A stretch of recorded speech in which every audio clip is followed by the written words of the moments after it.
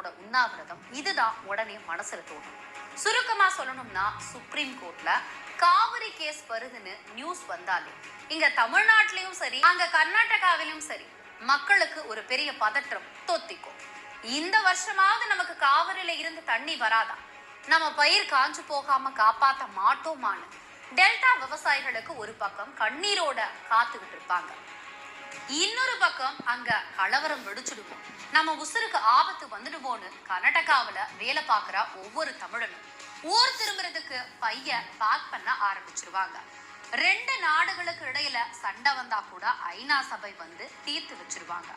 ஆனா ஒரே நாட்டுக்குள்ள இருக்கிற ரெண்டு மாநிலங்கள் தண்ணிக்காக அடிச்சுக்கிற இந்த சண்டைய எந்த பிரதமராலையும் எந்த சுப்ரீம் கோர்ட் தீர்ப்பாலையும் இன்னைக்கு வரைக்கும் ஏன் தீர்த்து வைக்க முடியல?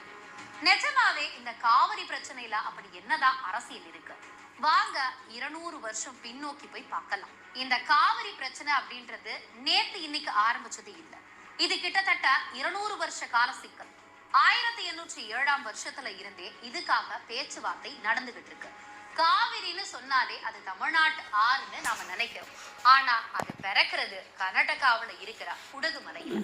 அங்க பிறந்து மைசூர் வழியா ஓடி வந்து நம்ம ஒகேனக்கல்ல குதிச்சு டெல்டா மாவட்டங்களை